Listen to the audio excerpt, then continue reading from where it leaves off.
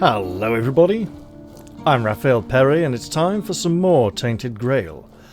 And in today's episode, I'm going to have to confess I got a bit carried away earlier. I wanted to load up the game at a time when I couldn't record, so I could check item requirements for items in the stash, and other things like that. Like look at skill trees. I got a bit carried away. I did some exploration, did some stuff. So we're going to do that in this episode and make it fun anyway. Because I remembered there are certain areas, at least 3 in this region, that seem to be locked away with a seal, a button, that bears the symbol of Excalibur. A button that has not reacted to us previously, for rather obvious reasons, but now that we have that fragment of the King's soul, we should explore it. So I'm gonna just nip through here, like this.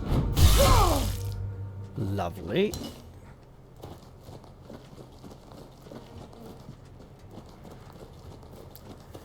Come on down, past the wolves and the blood lake, and head to that little island on the side with the fairy merchant.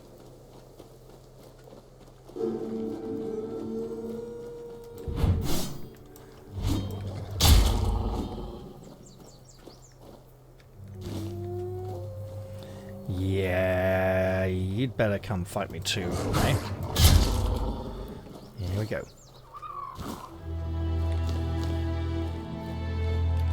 So, what did I do? I went into the location there, fully explored it, and went back to the Horns of the South and looked at crafting and a few things in stash. That's it. There is another seal that I've discovered in early access, inside the Tomb of Sewell, which is here. And then there's another one here at the, what's it called? The Arch Spire.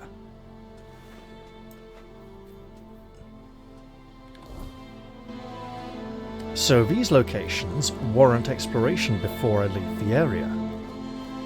Actually, it might be better if I come back and explore them later. And let's get a little archery practice in, shall we?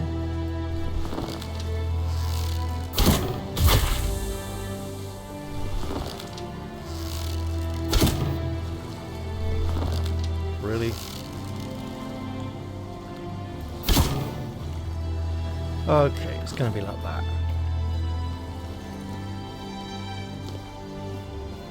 Clearly, I better just let it come closer. Actually, I could drop down and face it. Well, loot the other one, but it's right here now, so... There we go. Let's drop down anyway.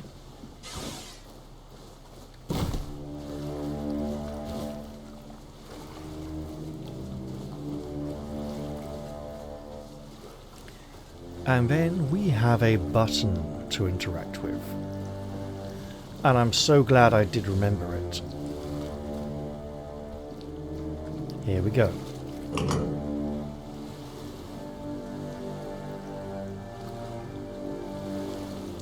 A stone slab has descended, and an opening has appeared. The tomb of Sir Lancelot. This has got to be good.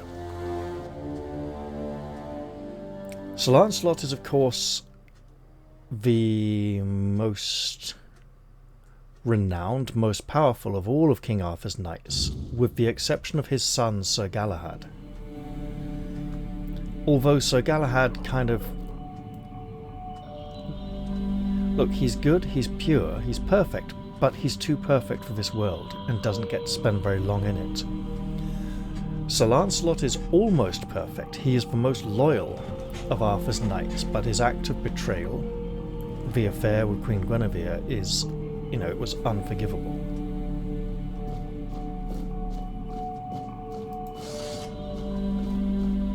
Let's just get our sword ready, and we see blue landscape as if the mist of the weirdness is here.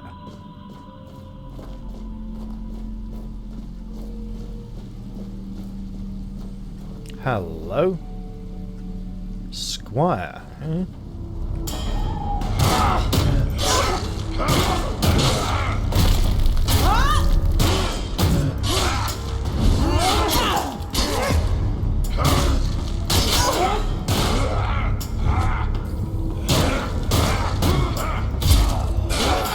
Fucking forced shield.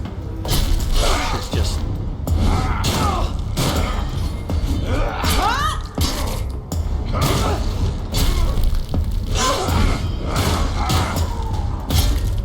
There we go. And the ghostly forms drift into the ground. Now would be a good point to practice our healing magic,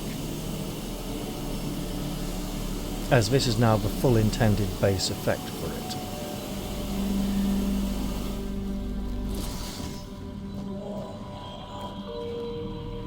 So, I'm seeing statues of a one-winged angel with a two-handed sword and a skull for a face. The same statue appears here. And over here there's an obvious hole in the wall that appears to have been...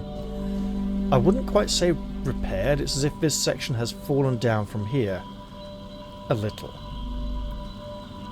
Perhaps there's a, it's made a dent in the ground outside. On the other side, I do not believe I can pass through it, and I believe it would be folly to attempt to do so. Let's continue our exploration. Again, signs of weirdness, with all these grasping hands. Hands to hold. And here the path splits. We can go in two directions, left or right. As we always know, left is best, but if we do take the right, we will learn that it comes around and joins up with the path from the left.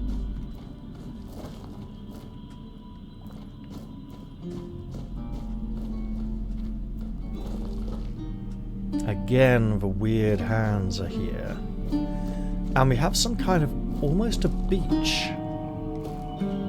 And multiple squires in attendance.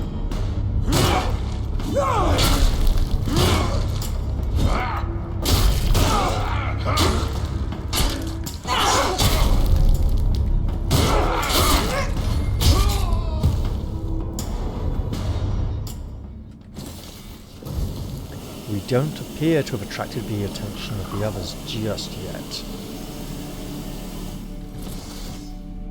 So I'm conserving potions and practicing skills. Just for one of you? It would appear to be the case. Nope, two.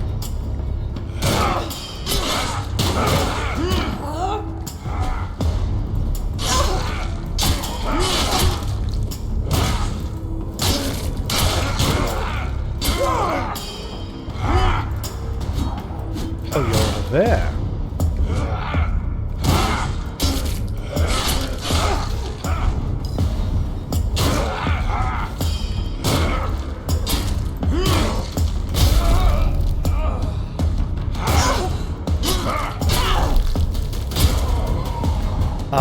Oh yeah, I did also go back to the temple to see if I could find the entrance to the cave for the quest. I found it, and I also found that the soldiers and berserkers seem to have respawned, and the place is dangerous once again.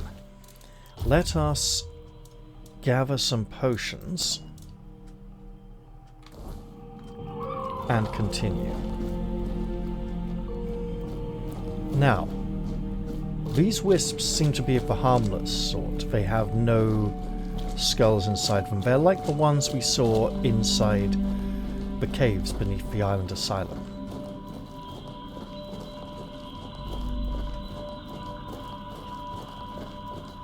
And I'm going to explore around the back here, because last time I believe I found one more of those hostile squires at this location. Should probably take care of him too.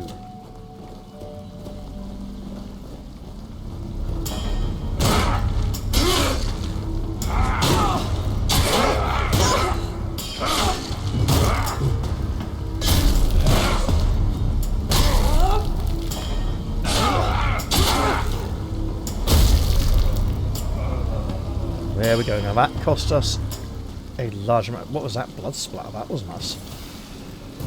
Well, that was painful. Now initially I looked around the back of here because I had explored that area and I wanted to be sure I hadn't missed anything. We just duck under this rocky outcrop. We then find ourselves up here, and the water plunges down into a great abyss below, which we should probably not attempt to enter, even if little Perko is immune to everything. Instead, let's concentrate on this central edifice. You'll notice that twisted, ribbed, Geiger-esque look again, for the weirdness around here.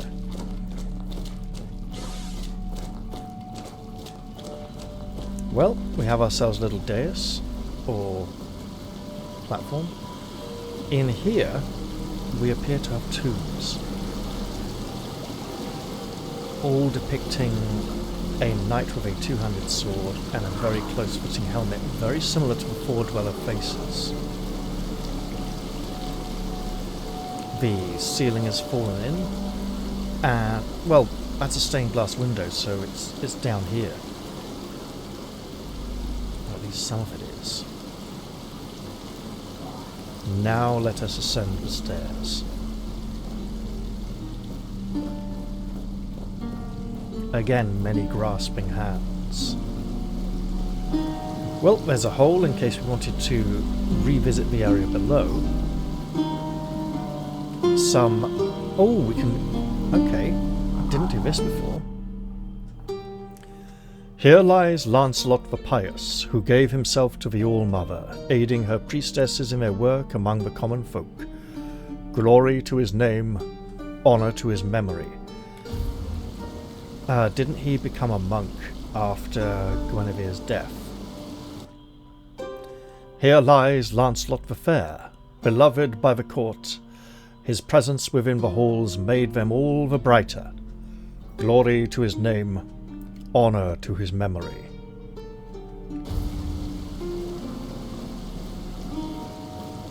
Interesting. We appear to have graves for different aspects of his personality. Here lies Lancelot the Pale, who spent his youth among the Pictish tribes and brought us glimpses of their mysterious ways. Glory to his name, honour to his memory. Now, this is actually interesting, because when Lancelot first appears, when he first meets King Arthur and is asked, "Where are you from?" he says, I come from a land over the sea. Later on, a bunch of French authors decided that had to mean France, and culturally appropriated the character because they loved him so much and wrote a load more stories about him. But he never says which sea. And he could have come from the sea in the other direction, from Ireland. And in fact, he has a lot in common with the Irish god Lugh of the is it Lugh of the Golden Hand or Lugh of the Pale? I can't remember, but there are distinct similarities, more so than with any French character. So I'm glad that's been included. And when I spoke of his spirit over there, I was disappointed he didn't have a Pictish accent. Here lies Lancelot the Mad, driven into fairness by the foulest curse. He found peace at last by the hands of his brothers. May his soul know torment no longer. That is a different beneficial. What is it? Beneficence? I think it is. Right. My hands were made to serve the king. not rot in idleness. This emptiness, I cannot bear it. I threw myself into nothing, and nothing is what I became. Now there's something buggy here where I have to click to skip to get to the next line for some of his lines of dialogue here. Nothing without my king. Nothing without my blade.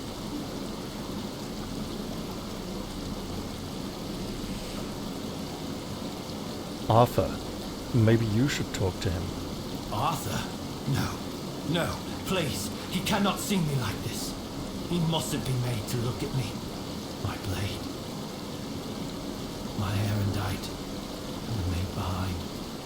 In the abyss. Deep in the weirdness. I cannot face my king without it.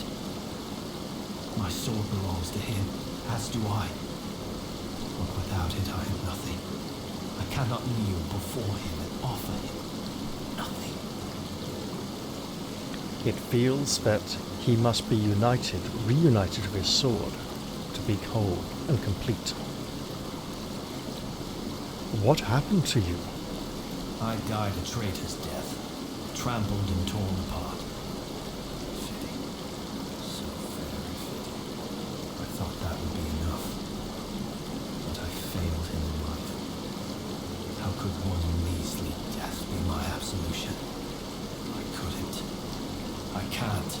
I clawed my way out of the abyss, but came back empty-handed. You are Sir Lancelot? No. Don't speak that name. It's a traitor's name, hateful and vile. Let it be cursed. Let it be forgotten. I don't think I could possibly do that. Look, he's not resting peacefully. He needs our help. And now we can interact with the tomb, with golden light spilling out from it.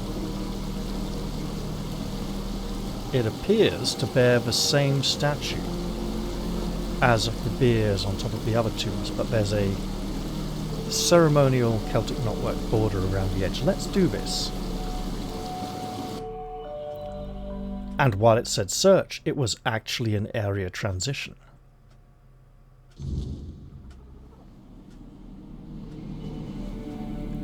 We appear to be in the weirdness once again. There's a glorious, glowing mirror behind us, through which Quirko has just emerged. A portal of sorts. Oh wow, we're literally not allowed to... There we go. Presumably we can step through and there is no way back. It is sealed with some glossy reflective surface. There's a tall watchtower, like the ones at the Horns of the South. And that makes total sense. The watchtowers at the Horns of the South give watch and act to repel the weirdness, and we are close to them. Why should they not have a representation here within the weirdness itself?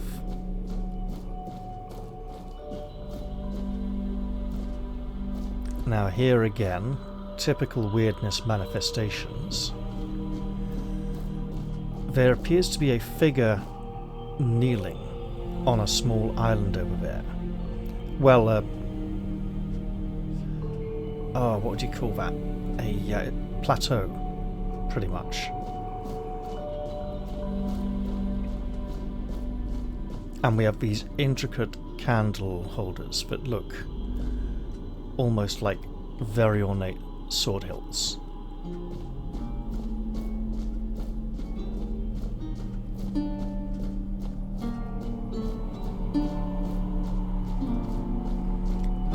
A foe awaits, one of the weirdness. And that is far too vast a gulf to leap.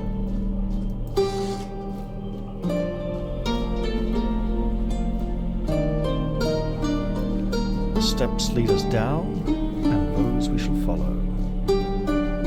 However... Oh, the music's picking up quite nicely, isn't it? Let us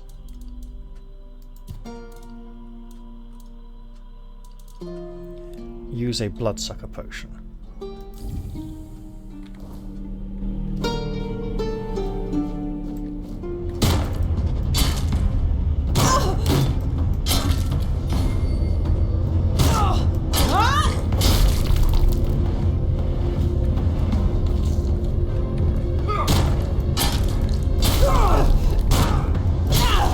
Oh, he sounds like a man as he fights.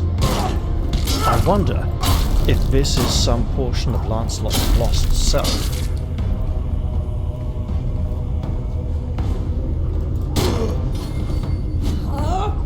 But it is defeated. Ethereal cobweb, decent unidentified item, and some weird plasm.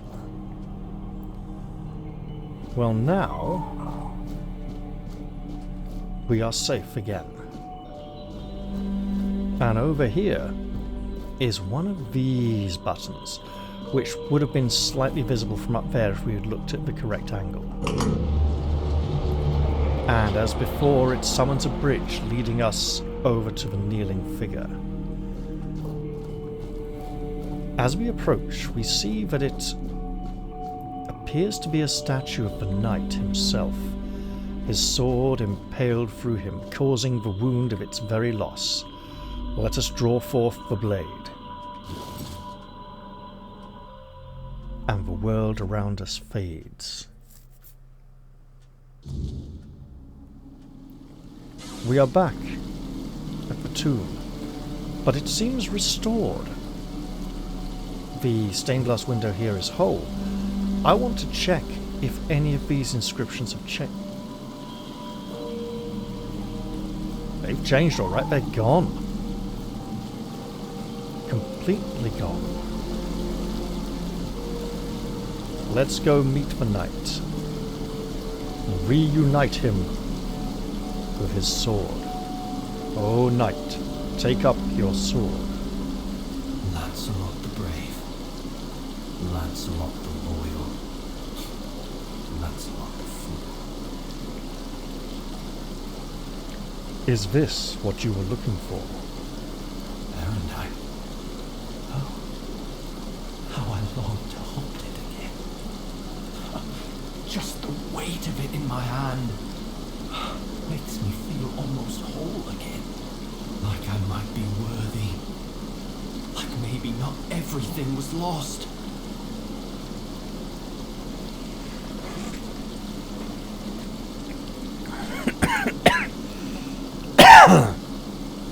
Would you like to speak with Arthur now?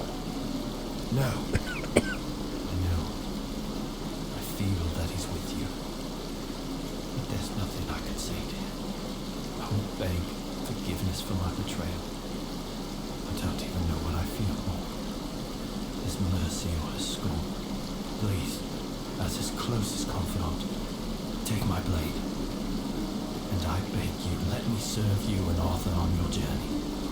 Let me prove my devotion, my remorse, not with words, but with deeds. Let me earn his trust again. This is all I ask. It would be an honor, Sir Knight. And we have a full set of armor to go with that magnificent sword.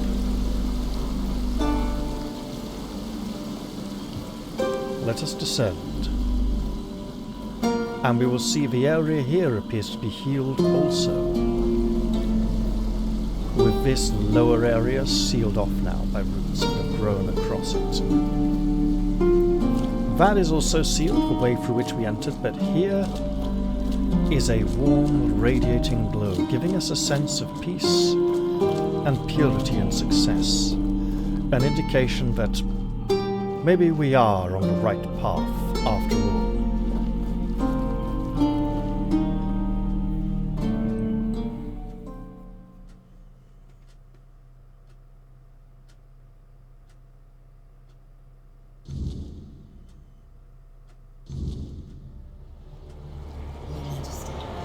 It's an honor to have you among us again. Thank you for helping me find my way back to your knight. I regret not doing a better job of guarding him.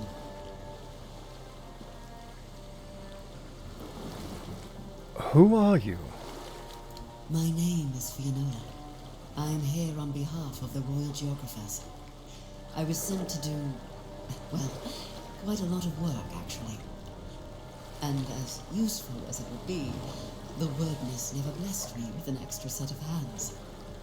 Say, traveler, how would you feel about joining the oldest, most prestigious guild in Avalon? That depends on what I'd need to do to join.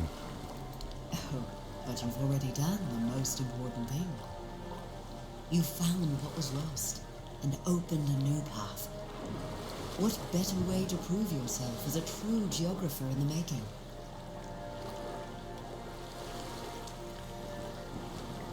How do you know Arthur is with me? I'm a Pict. I can sense the wyrdness and the spirits within it. I knew you weren't alone when I saw you emerge. The soul you carry, however weak it may appear, is deeply connected to the wyrdness and to Avalon itself. Souls like that are rare. Besides, only the one who wields the power of Excalibur within could open this tomb, and that is rarer still. So Lancelot's shade has joined us. Is that something you wanted as well? What is King Arthur without his faithful knights? Merely half a legend, if not less. They thrive by his side, and he thrives by theirs. And Avalon's foundations only grow stronger because of it. Sir Lancelot carries centuries of grief, and only serving his king once more can ease it. What do the Royal Geographers have to do with the Knights of the Round Table? Everything. Our most important mission is preservation of Avalon and the pillars it was built on. We were sworn to protect the tombs of the first knights, but they were lost to us. There were rumors that the tombs were sealed, and only King Arthur could open them. Turns out, the rumor was true after all. Tell me about the other tombs, then. I appreciate your eagerness, but let's not get ahead of ourselves. The other tombs are scattered across Avalon, hidden and sealed, waiting for the one who can call the knights back. Let your soul guide you. Find them, and I will find you. What about your guild? After so many centuries, is there anything left to explore on Avalon? Avalon's nature is ever-shifting, ever-changing. The wyrdness transforms not only living beings, but the land itself. Some places become unreachable, while others that appear are new to us. And there are those that have been forgotten, waiting to be rediscovered and brought into the light. The guild accepted a Pict among its ranks? Why wouldn't they? My kin are familiar with the wyrdness in a way others can't be. Yeah, like the Vistani and With the folk Ravenloft. fitting, we can reach places that have become inaccessible to most. I'm not even going to ask how I've never heard of it, because I have heard of it earlier, at the Keep. But I have to. If it's so prestigious, how have I completely failed to pay any attention when people were blatantly speaking about it before? Yet you use our maps, don't you? Our work is vital, but often unseen. For centuries we've roamed this island, charting its every corner and noting the dangers that unsuspecting travelers might face. You should be more appreciative, you know. Oh, I am. Let us now depart. Go well, traveler. There are more souls still waiting to be found. And I shall seek them out. But now I suspect the evening must be drawing in.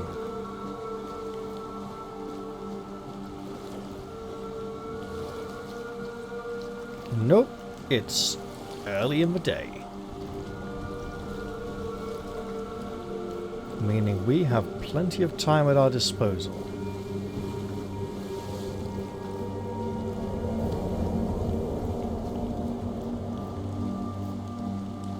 Where to next? Well, I'd like to look at the weapon and armour I've just found. First off, we have Arondite, which is a magnificent two-handed sword. As with all this set, there are very high requirements. This is a high-end item. Increases physical damage by up to 200% depending on missing health. That's pretty impressive. The helmet increases critical damage by 25% when your health is below 20% and increases physical damage by 25%. Similar to the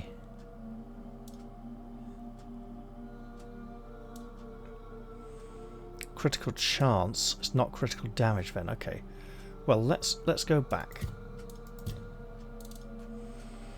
The chestplate increases melee critical chance by 25% when your health is below 20%, as opposed to increasing melee critical chance by 20% when health is below 25%. I think it is on one of the other ones. Increases physical damage by 30%. I'm seeing a lot of physical damage increase here. Increases attack speed by 25% when your health is below 20%, and increases physical damage by 15%. This is a lot of physical damage increase. Increases movement speed multiplier by 25% when your health is below 20%. That's the one that's inverse. The Dual Knight boots are increased movement speed multiplier by 20% when your health is below 25%. So very similar, but instead of a maximum stamina boost, it's got a 15% physical damage boost again. And finally, the Greaves increases maximum stamina by 125% when your health is below 20%, and increases physical damage by 20%. So that is a 20, 35, 50, 80, 105% physical damage boost, with additional damage boost from missing health, and when health gets really low, with really massive damage ramp,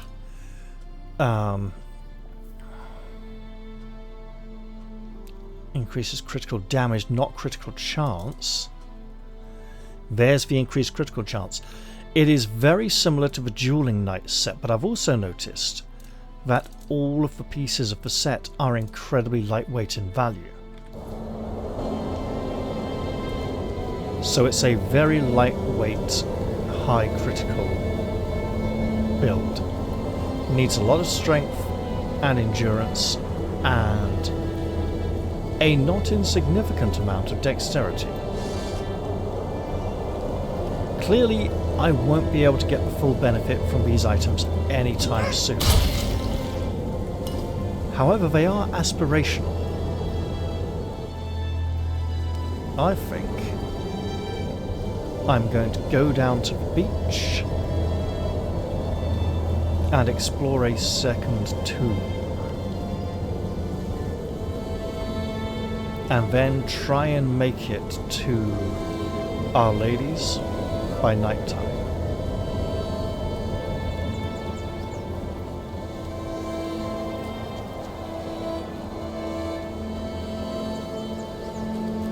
I don't necessarily anticipate.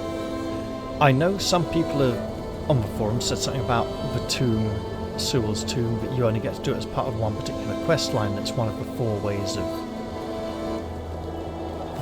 that this first act can go, and that certain actions I may have taken might have blocked me out of that already, but I can still try.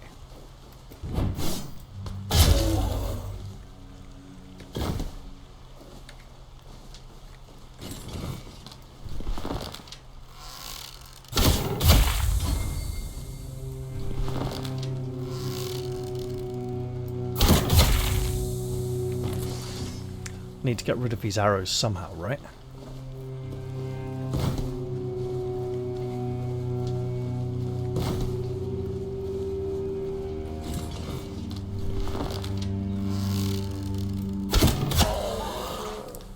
Beautifully done.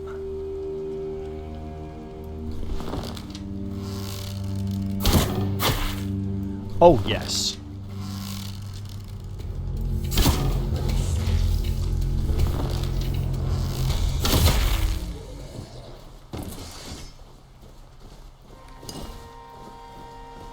Probably shouldn't carry this much around on me.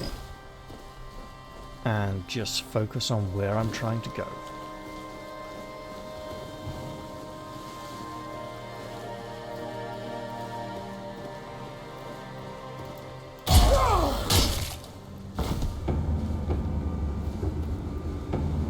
Should expect to score a lot of one-hit kills here.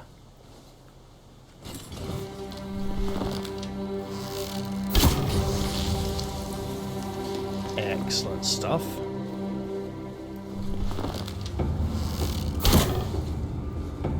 Okay.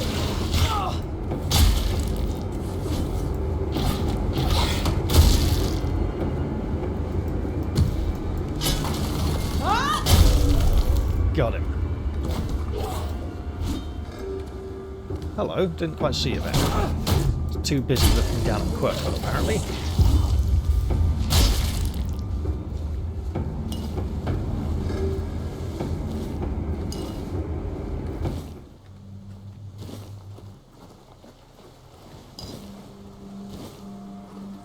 Don't mind me.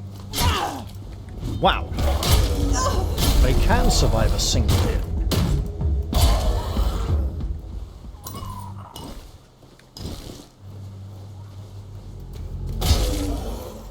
Well, some of them. And I'm headed over here.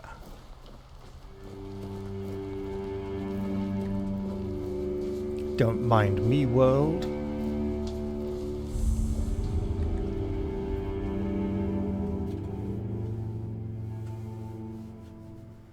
Don't mind me at all. I don't believe I've leveled. Although that would be nice if I did at some point.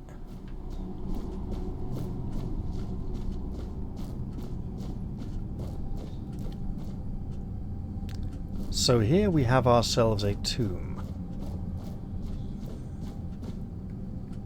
And what appear to be dead knights or priests worshipping. Ah.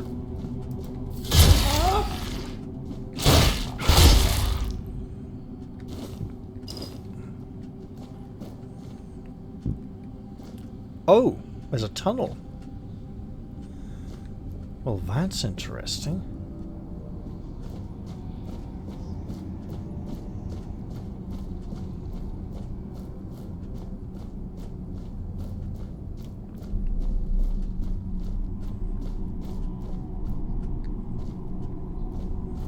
And there appears to be something else there behind the statue. In early access, I was able to attack these and they took no damage. And there was nothing I could do in here. Let us explore the tunnel that is opened.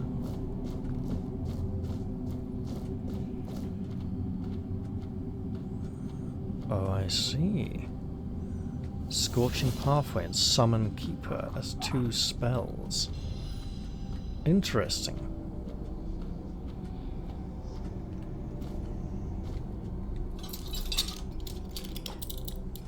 Easy, you say?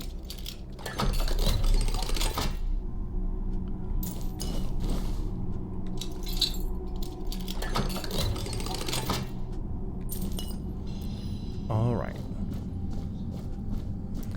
Interestingly, all the food in here is still fresh.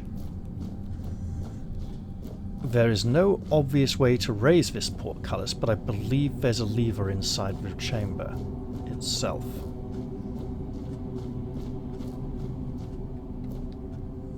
Right there.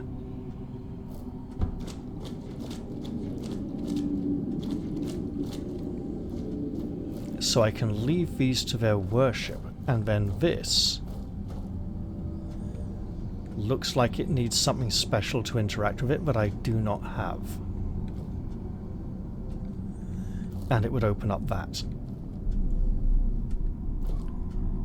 Looks something very weird, something very druidic.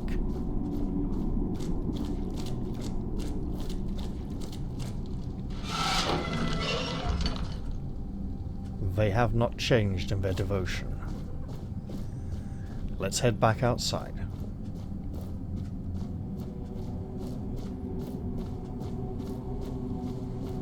We may have cause to return here at a later date. Or not, as the case may be.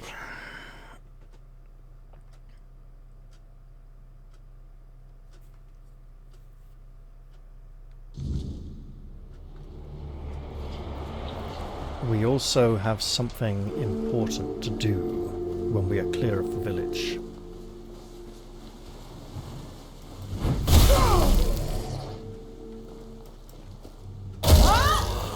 There we go.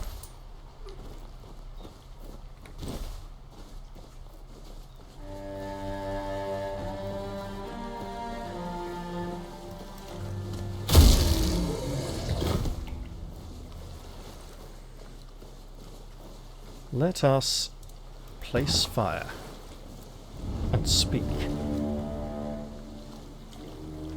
Actually, we will fuel the fire as well and identify this. Okay. Hell, healing potion, fine. Let us speak of Sir Lancelot. Oh, Lancelot.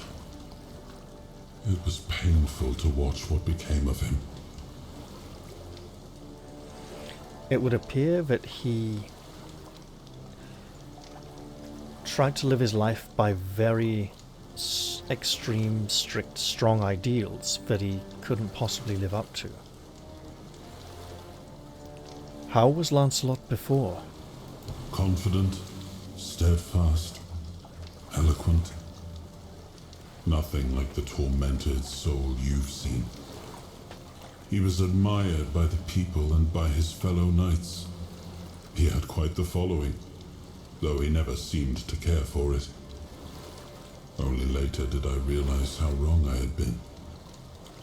He was also much sought after, left a trail of broken hearts wherever he went.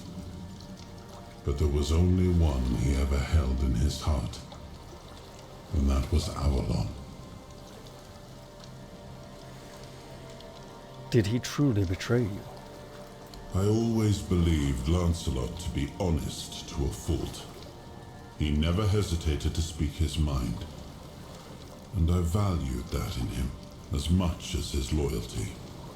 I trusted him completely, and I thought his faith in me, in my vision for Avalon, was just as strong. But it wasn't.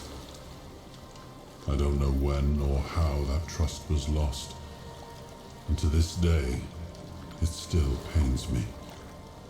But know this, even in betrayal, Lancelot never sought to serve himself.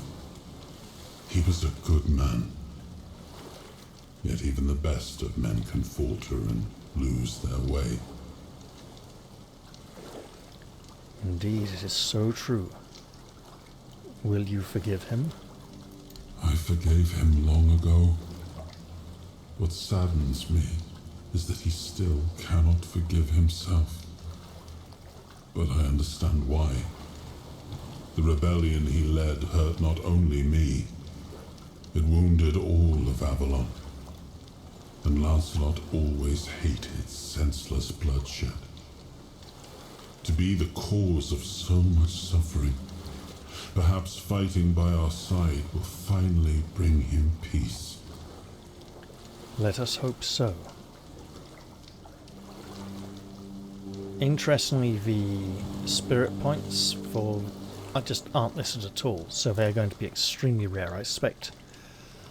Purely at story moments. Let us depart. We have much work to be done.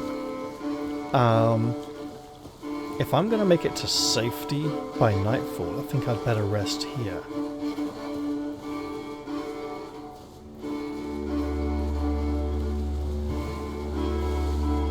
Let's go see our paramour once more. Should have said once again instead of once more. Paramour once more, bit lazy. But that's okay.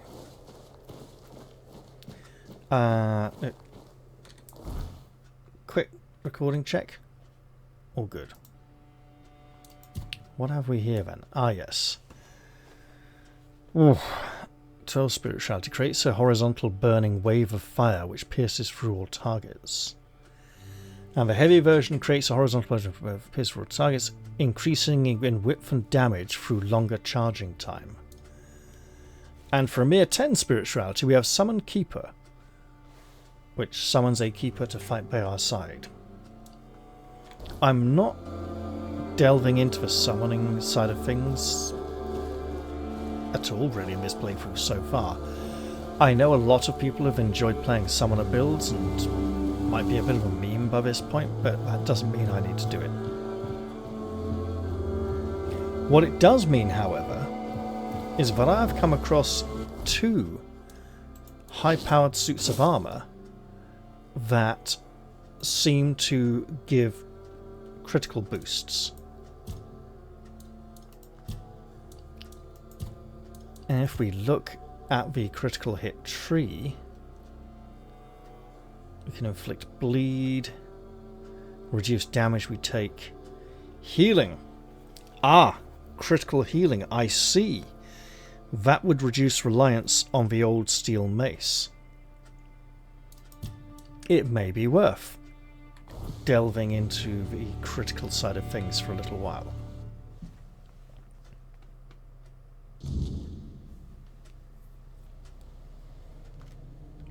And here we are.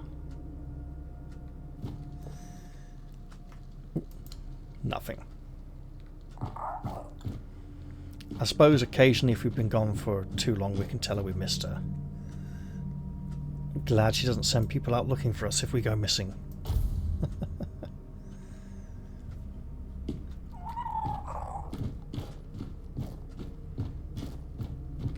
Well then, on with the quest.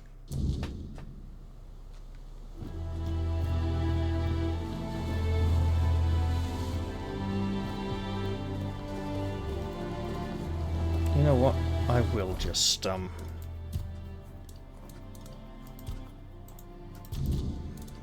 go back to tracking the main world quest.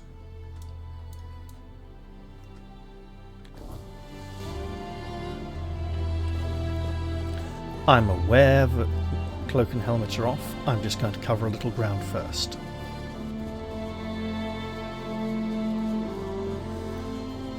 And since we've cleared out the village of brigands, theoretically there should be guards there as well, but I'm not sure there were. It may not be a safe place to rest.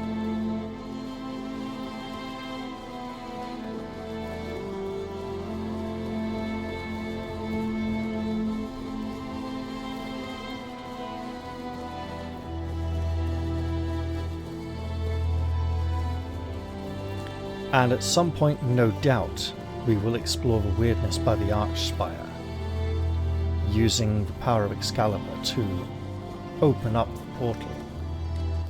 Not just yet, though. Not yet. Alright.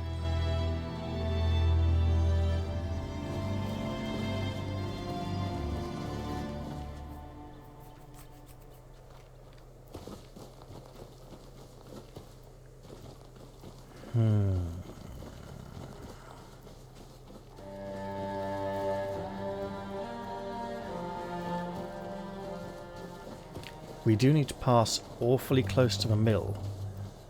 Oh yes, so we've cleared this area now.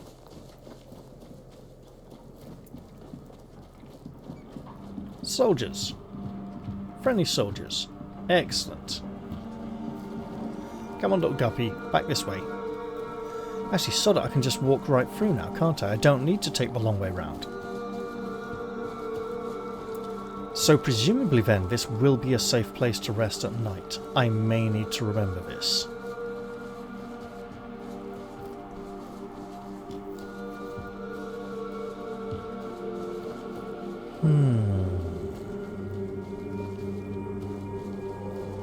There are now safe havens where we can seek shelter from the weirdness.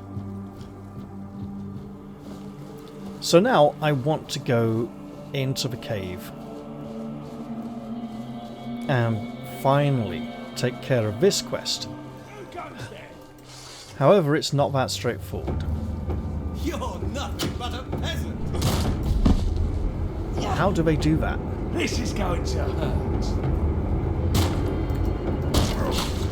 I will be your downfall.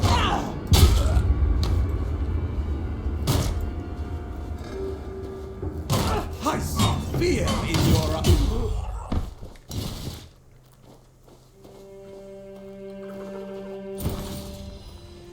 Now then, let's practice our magical skill.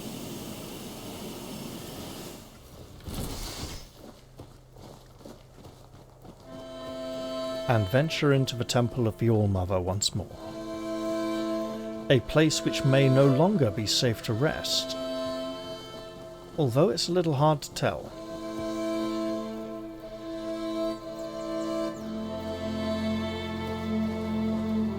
I suppose the true sign will be if the beds are still here.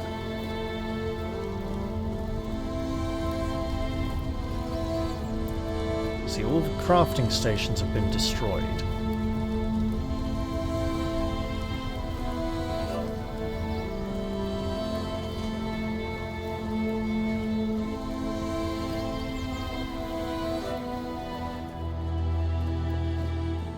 I don't know, I imagine there probably was a bed here at some point.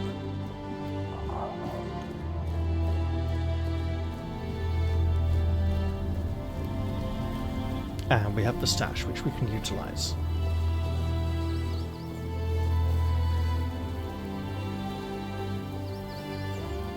However, over here, it would seem that battle is joined once again.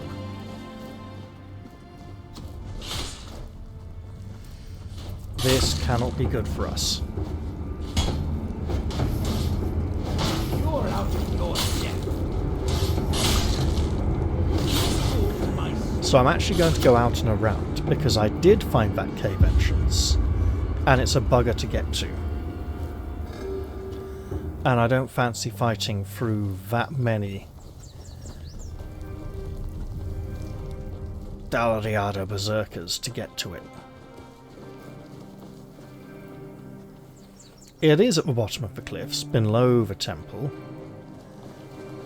On the other side.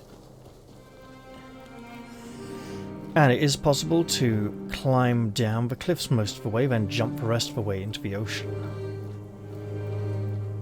But I think I might as well just bypass the cliffs altogether and head straight into the water itself.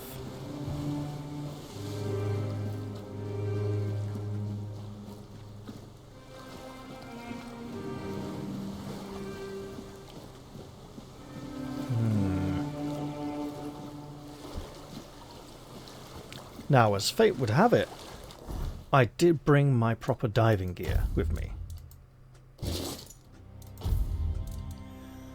This will make the swimming a little bit easier.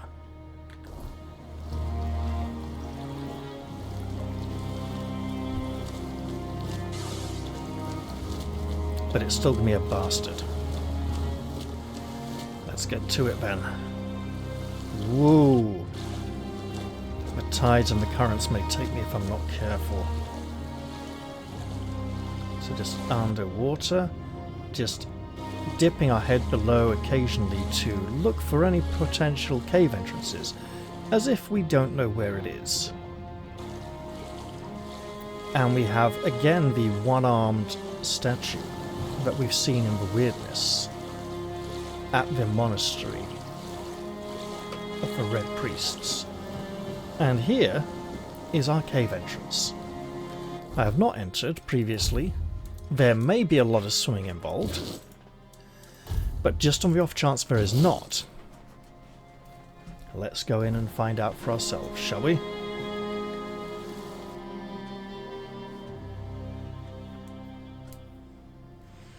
Completely blind again now. I've covered everything I already did in this one. Right. We're in a cavern. There's something up ahead.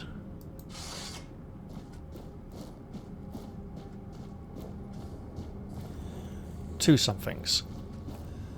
Looks like a dead man and maybe a corpse eater. Nope, just two drowners.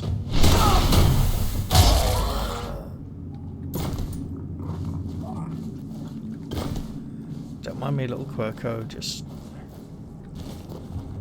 Oh. Old steel sword.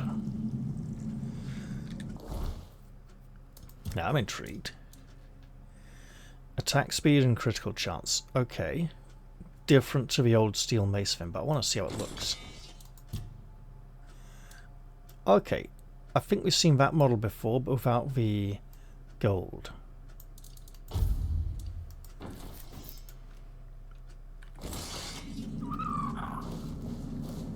Let us continue our exploration of the area, and pray we don't need to delve too deeply into that large body of water.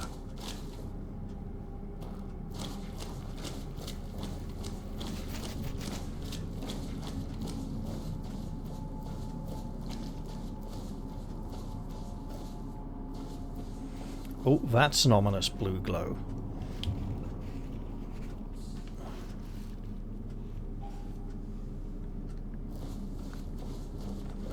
Another drowner. I'm sensing a bit of a theme here.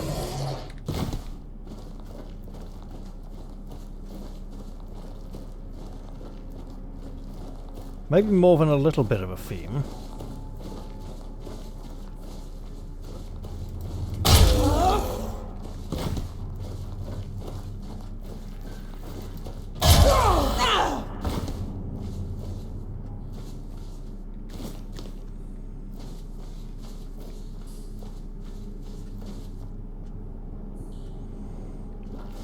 Double back and check the other path as well.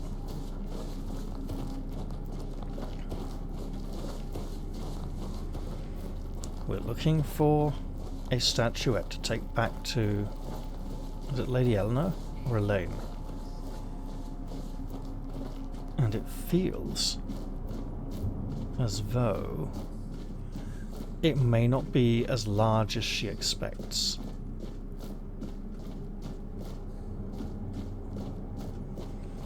I would not be surprised if it were the same size as the other four dweller statuettes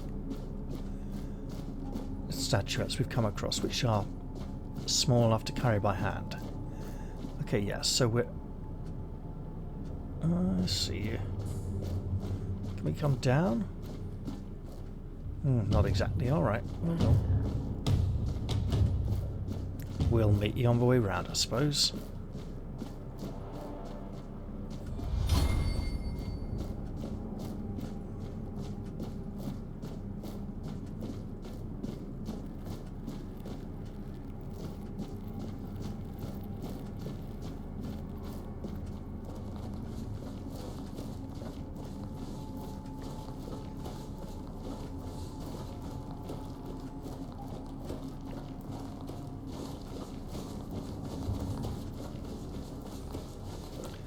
Where are you hiding?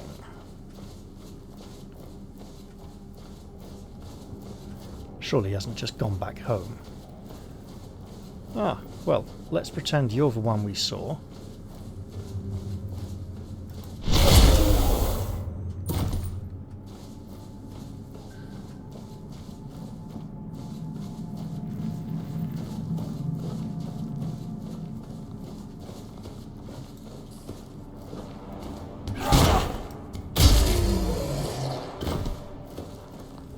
Alright, this feels too easy, probably because we should have done this much earlier.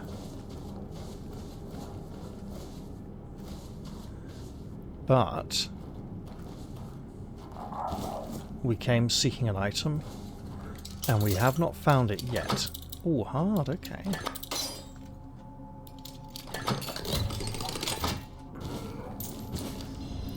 Merlin's Thorn. Looks like throwing darts or throwing knives. It's a spell. A single homing projectile gradually generates up to 7 weaker projectiles and shoots all of them in quick succession upon release. Okay. And we're fully qualified to cast it.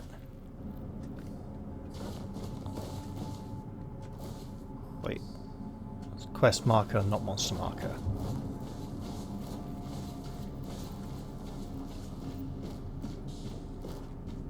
Okay, do we have an...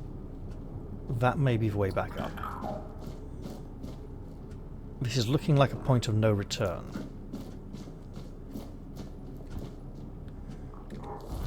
Are we prepared?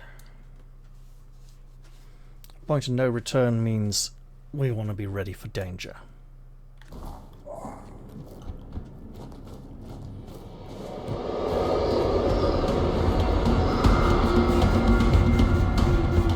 Well, whatever you are, you look a bit new. Oh, a captain's...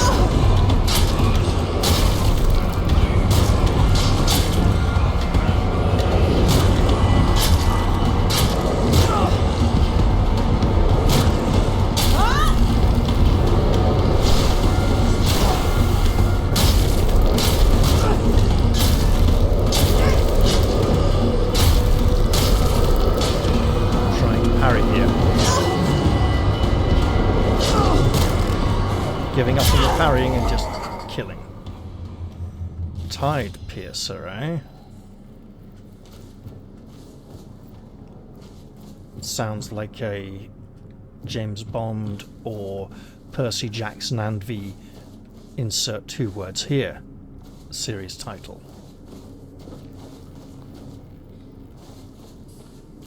Or Harry Potter and the boring shit, or whatever 2 words have been shoehorned in. Right, now, one-handed, heavy attacks cost an additional 20 mana and shoot a piercing wave dealing 150% of weapon damage to all enemies hit and fortitude. That is pretty good base damage, to be honest. 535, okay, okay. Well worth considering. It's big. Kind of almost a rapier handle. Let's stick with what we're using for now. And keep looking for wherever the crew of the Andraste moved their cargo to in this cave.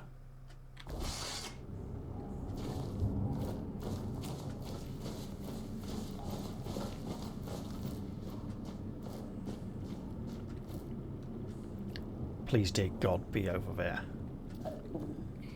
Hang on. This looks sus.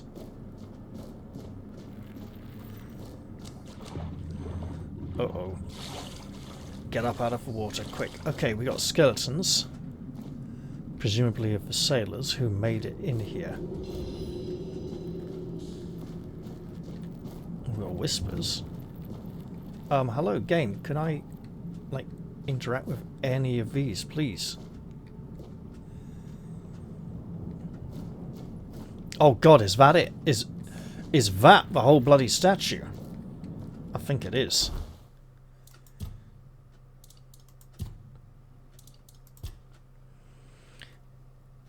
Elaine will probably be really interested in my findings. It's huge.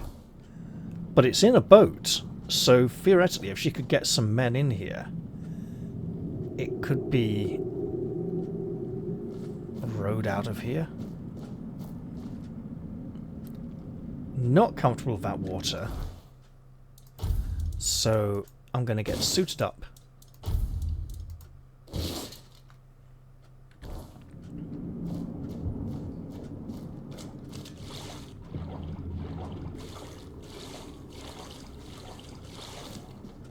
Hello, little podder. Did you miss me? There you go. I'm here now.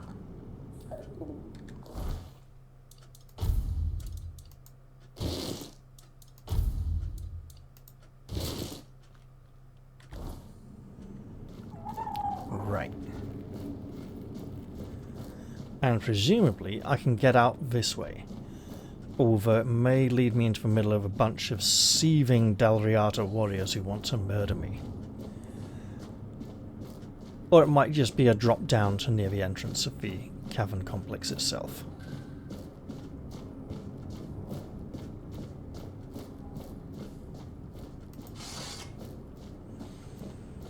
Definitely starting to look that way.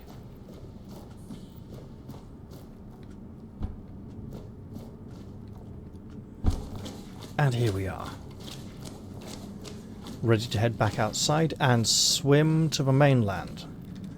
Which means, if I wasn't comfortable swimming across that little bit of water, there's a much larger piece of water for me to swim across. And that spell now sounds rather like a current of water. Actually, more like a hiss of air, actually.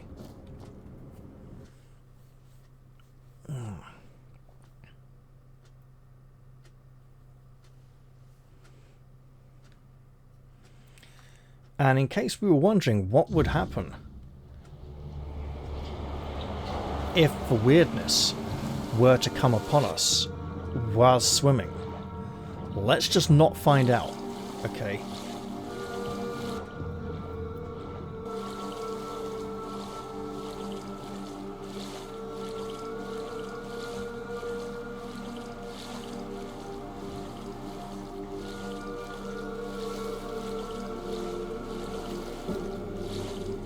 Let us not find out at all. What was that?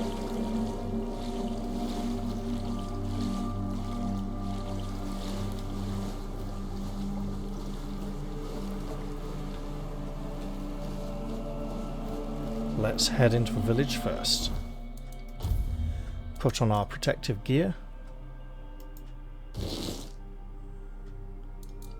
Oh, wait. There's a health increase on that?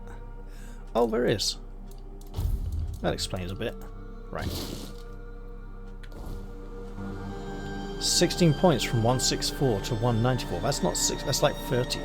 So our other percentages... Oh! So our plus 7% from the skill tree is being applied after... So it's adding then multiplying, right? So there is an order of operation.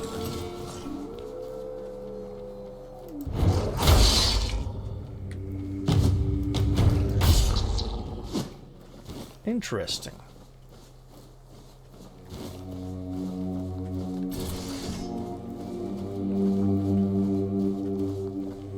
Let's get to safety.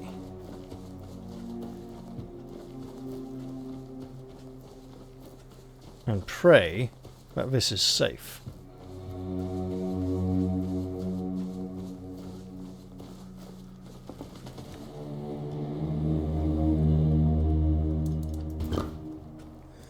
Right here.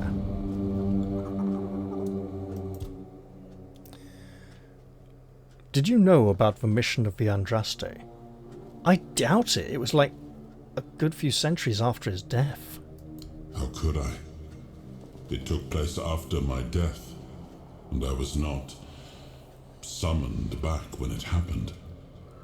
Yet I believe they did what had to be done. If the Four-Dweller was a threat, one that could neither be questioned nor studied, then he had to die. You do not understand how dreadful these creatures are. Even with the weirdness weakened, they remain formidable foes. We cannot fault these people for defending themselves. So it wasn't a statue, it was an actual body.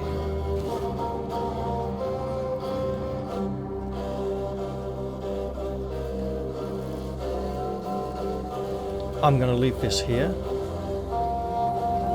but I will fuel it. If I rest now, I suppose I'll find out if this is a safe location or not. Safe it is.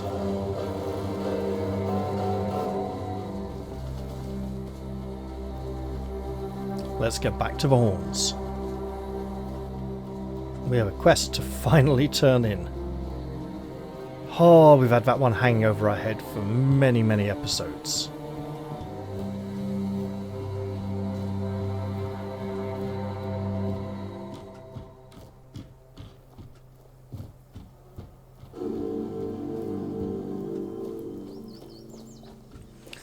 And while part of me wants to go straight into the Archspire and find out what the magical lock there is, I should probably leave that till the next episode.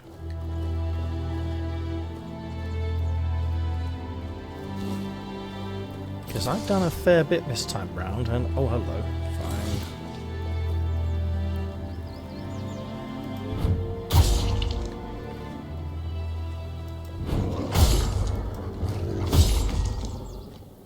Got all three.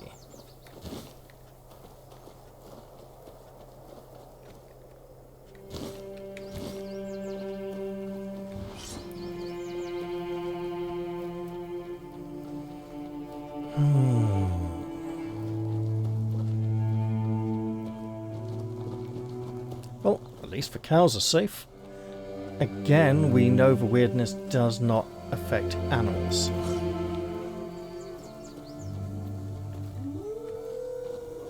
Don't worry about it. We got you.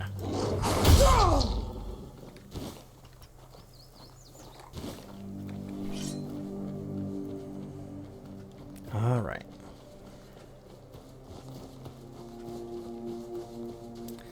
Let's go in and trade and go down to the village below and meet with Lady Elaine. Possibly also observe if any of the locals are aware of the change in their circumstances now that the lockdown has been lifted. I mean, they probably think, well, where have we got to go? We got nowhere. We got nothing. It's all been taken away from us. Oof. You know what? Since we're going back into the keep, let's take our helmet off and just relax. You know, that feeling of safety, and we might even get a level out of this, you know? That feeling of safety and not needing to constantly anticipate danger. That's going to take some time to adjust to, but may not be fully over it by the time we depart once again. Hola, my friend. Let me sell you some stuff.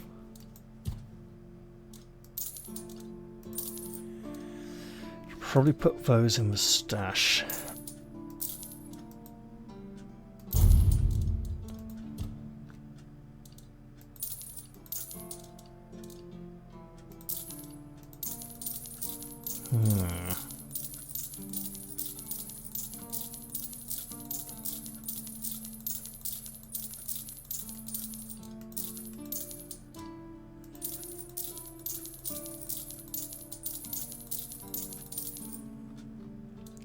And those two. There we go. Excellent. Let's go stow our rewards. Now, Sir Lancelot's items are so light we might be able to just carry them around with us openly.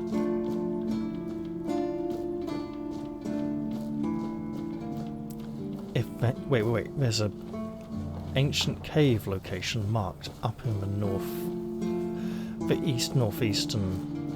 northeastern mountains. I've overshot the stash. But yeah, his items are light enough I may be able to carry them on a regular basis. Let's put that away though, and this. That's still pretty good. Oh, it's going to be so long since we can utilize any of them, right? But it may be worth carrying them if they're light, just so I can constantly compare item requirements.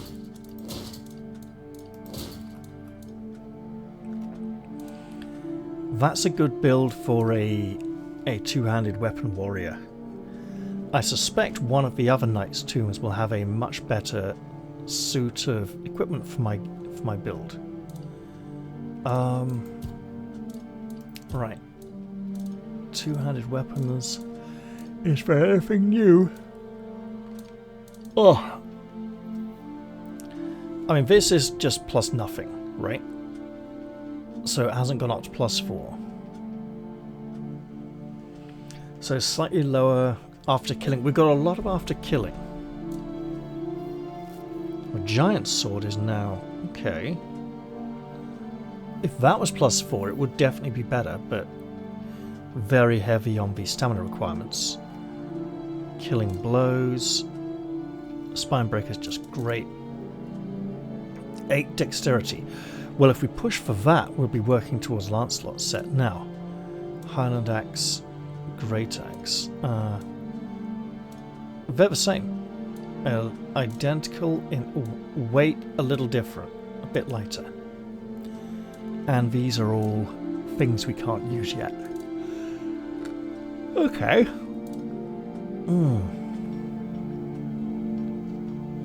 Village. Not blacksmith. That's the second time I almost went for the blacksmith there. Okay. Okay. Well, there's plenty of wood there if we need it. We don't particularly need it at the moment, although it might be nice to utilise. Oh, one other thing I should add is that Sir Lancelot's items require titanium to upgrade. So I'm imagining all of the knight sets from the different tombs will require titanium to upgrade. And that they will be the sort of top tier items we should aspire to use. Don't mind me, I'm just... Well, I'm not delivering good news. Definitive news, which the scholar should at least appreciate that.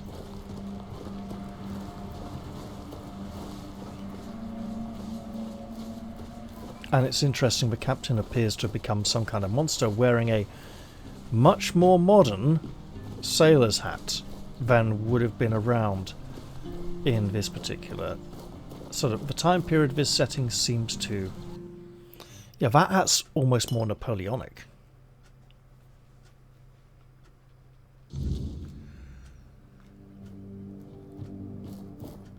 Here we are. I located the wreck of the Andraste. I didn't find a figure, but I did find the skeleton of a foredweller. Unbelievable. The book clearly described a figure like a menhir. Oh, no. I never thought it could be actual foredweller.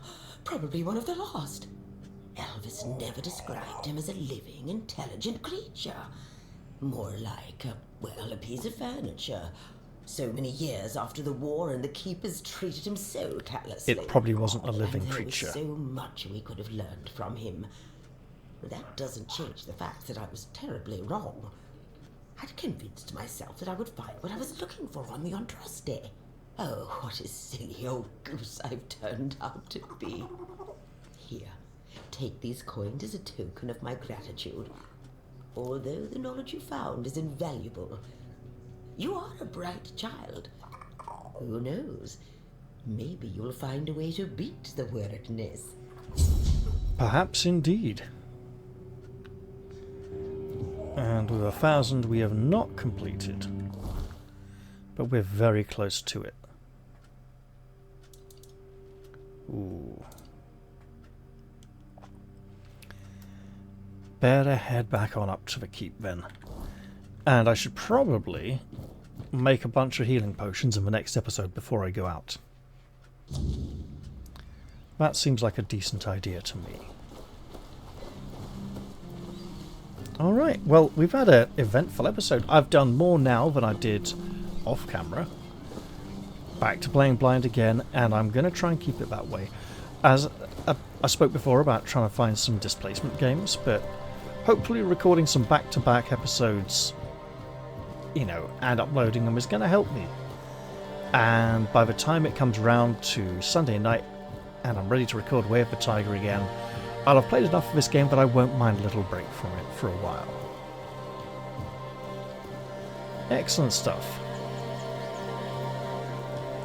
Then again,